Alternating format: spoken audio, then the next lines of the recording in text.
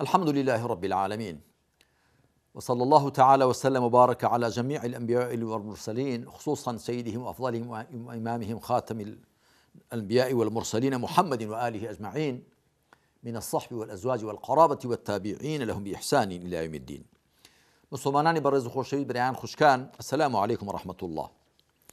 ئێمە لە بابەتی بەرەو دۆستایەتی و هاوکاری لە نێوان مسلماناندا گەیشتوینە ئاڵقەی نوێیەم کە ئەمە دەبێتە ئاڵقەی دووەم لە تەوەری دووەم، چاک پێگەیشتن بەهۆی ئیمانەوە.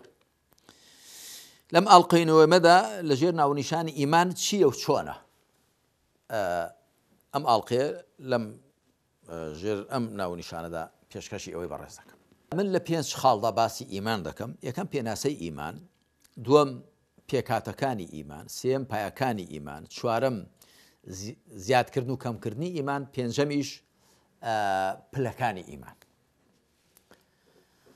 ئیمان ئەو ناونیشانە خۆشەویستەیە کە خوا سوبحانه وتعالى بۆ ئەو بەندانەی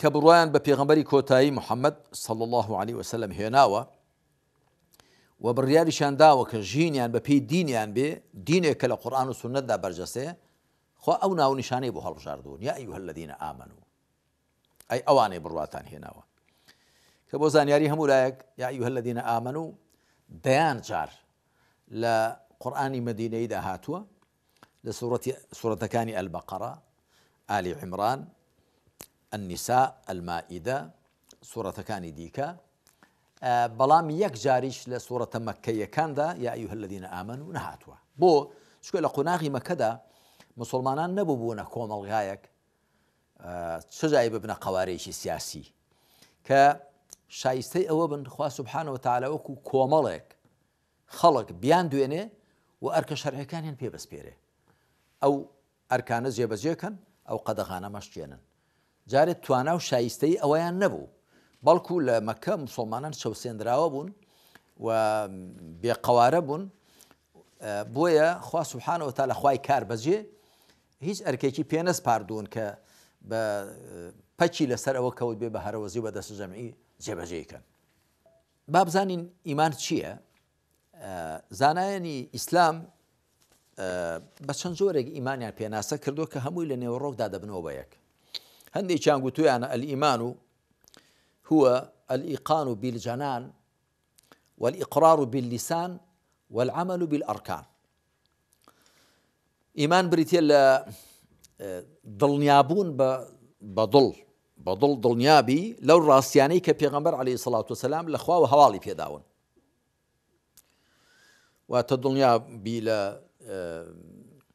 وحدانیەتی خوا سوبحانه وتعالى لە بەدیهێنەرایەتی و پەروەردگارێتی و پەرستراوێتی و ناوسیفەتەکانی، و دڵنیابی لە نێردران و ڕەوانەکرانی پێغەمبەران عەلەیهیم السەڵاتو وەسەلام، و لە دڵنیابی لە دیداری خوا و لە ڕۆژی دوایی، و دڵنیابی لە کتێبەکانی خوا و لە فریشتەکان و لە نەخشەدانان و جێبەجێکردنی خوا، قەدەر و قەضای خوا، هەروەها هەموو ئەو شتانەی کە پێغەمبەر عەلەیهی السەڵاتو وەسەلام لە خواوە هەواڵی پێداون، دڵنیابی لێیان بەدڵ، واتە هەم دەرکت کردبن وەکو خۆیان و هەم بەدڵیش لێیان دڵنیابی.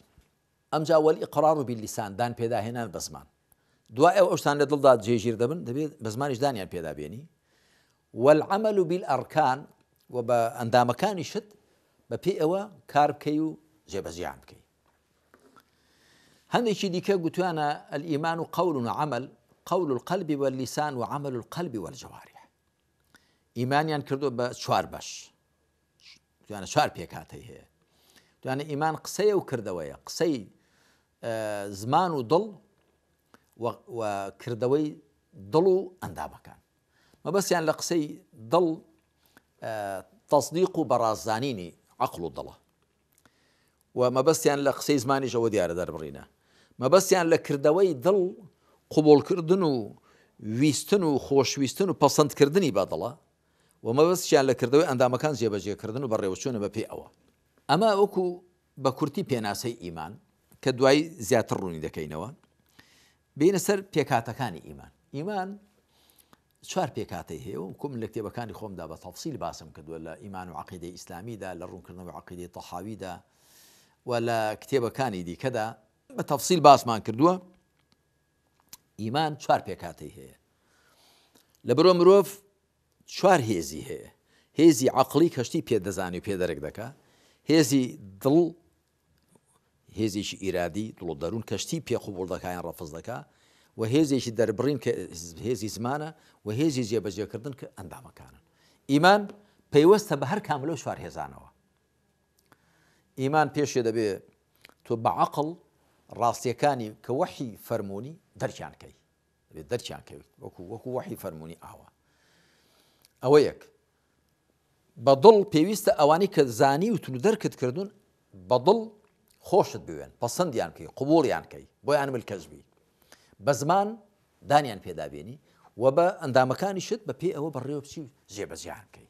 کەواتە ئیمان پەیوەستە بە هەر چوار هێزەکەی مرۆڤەوە، بە هێزی ئیدراک و دەرککردن و زانینی کە عەقڵە، بە هێزی ویستن و قبوڵکردنی کە دڵ و دەروونە، بە هێزی دەربڕینی کە زمانە، و بە هێزی جێبەجێکردنی کە جەستەیەتی و ئەندامەکانە. پایەکانی ئیمان لە قورئاندا باسی پێنجیان کراوە. ليس البر أن تولوا وجوهكم قبل المشرق والمغرب ولكن البر من آمن بالله واليوم الآخر والملائكة والكتاب والنبيين. ئیمان بەخوا بە ڕۆژی دوایی، بە کتێبەکانی خوا، بە پێغەمبەران عەلەیهیمو سەڵات وەسەلام و بە فریشتەکان. ئیمان بە قەدەر لەگەڵ ئەم پێنجانە باس نەکراوە. بۆ؟ چونکە ئیمان بە نەخشەدانانی خوا و جێبەجێکردنی خوا، واتە قەدەر و قەضای خوا، هەر دەچێتەوە ئیمان بە خوا و ئیمان بە پێغەمبەرانی خوا و بە کتێبەکانی خوا. جگە لەوەی کە ئیمان بە قەدەر لە قورئاندا زۆر باس کراوە، وكل شيء خلقه فقدره تقديرا إنا كل شيء خلقناه بقدر، لە زۆر شوێنەدا باس کراوە. بەڵام لە فەرمایشتی پێغەمبەردا صلی الله عليه وسلم کە پایەکانی ئیمان باس کراون، ئیمان بە قەدەریشیان خراوەتە گەڵ، وەکو لەو فەرمودەیەدا کە بوخاری و مسلم هێناویانە، و بە حەدیث و جیبریل، فەرمودەکەی جیبریل ناسراوە لە نێو فەرمودە ناساندا. کاتێک جیبریل بە پێغەمبەر دەفەرمێ عەلەیهی سەڵات وسەلام ئەخبیرنی عن الإيمان، ئەویش لە وەڵامدا دەڵێ الإيمان بالله أن تؤمن بالله وملائكته وكتبه ورسوله واليوم الآخر وبالقدر خيره وشره. ئیمان بە قەدەریشی خستۆتە گەڵ ئەو پێنج پایانەی دیکە. کەواتە ئەمانە شەش پایەکانی ئیمانن کە هەموو شتەکانی دیکە دەگرنە نێو خۆیان. کەمی و زیادی ئیمان کەم و زیاد دەکا. ئەمە زۆر ڕوون و ئاشکرایە. هەرچەند هێندێک لە متەکەلیمین و زانایانی عەقیدە مشتومڕیان زۆر لەو بارەوە کردو، بەڵام کە تۆ تەماشای قورئان دەکەی زۆر ڕوون و ئاشکرایە، نەدەبوو مشتومڕ لەو بارەوە بکەن.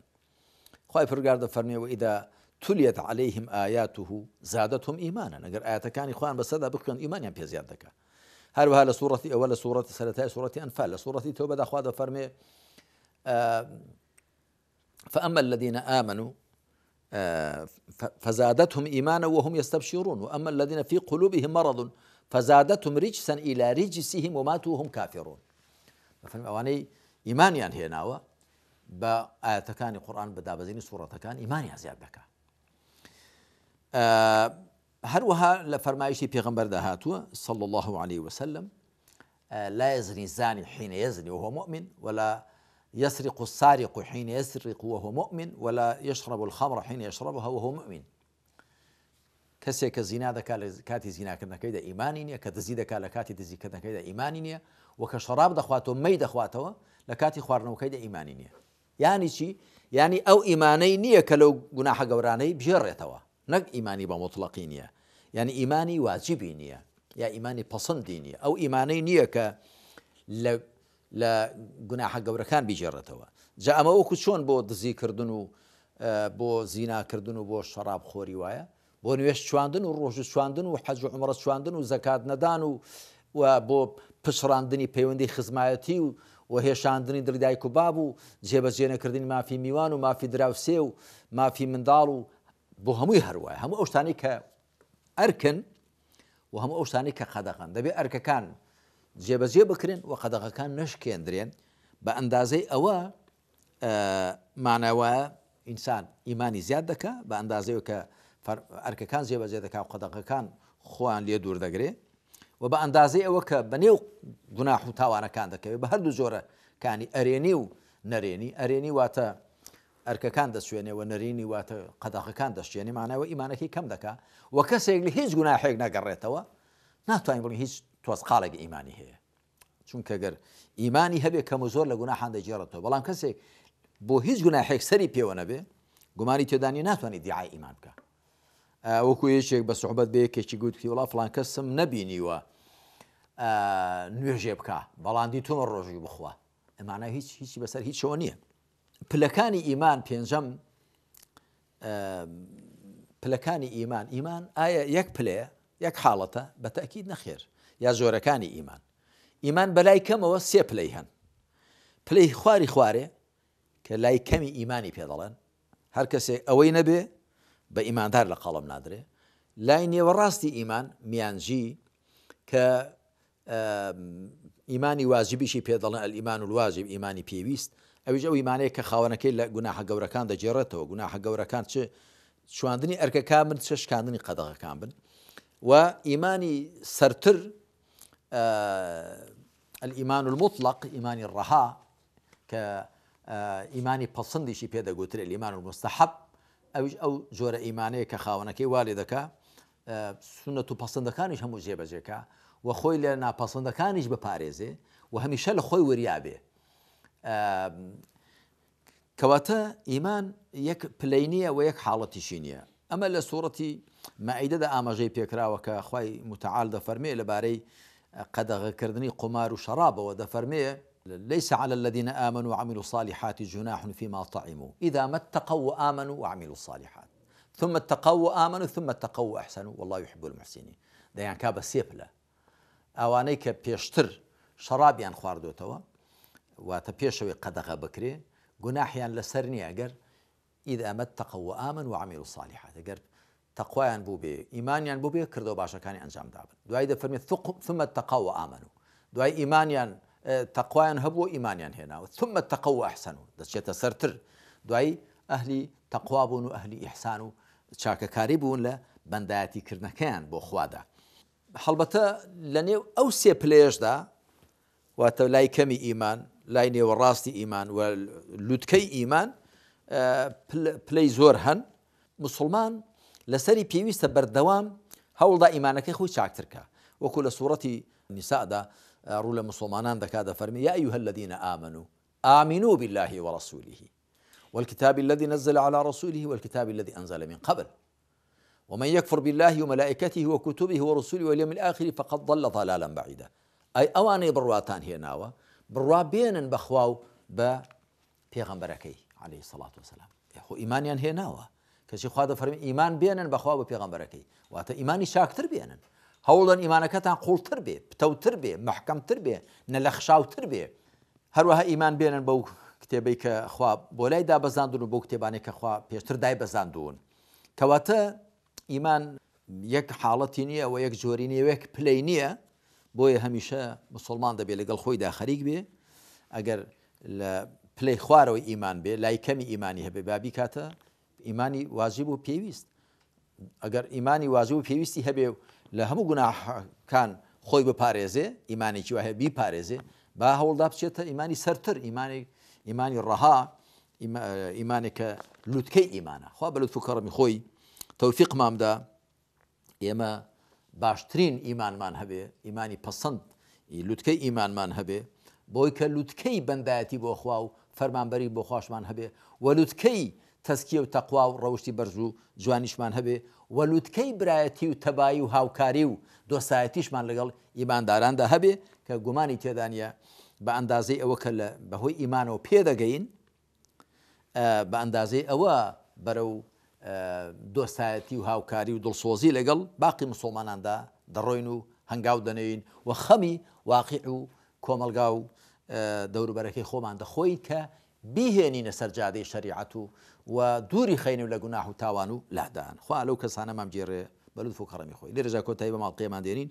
وصلى الله على محمد وعلى آله وصحبه أجمعين، والحمد لله رب العالمين.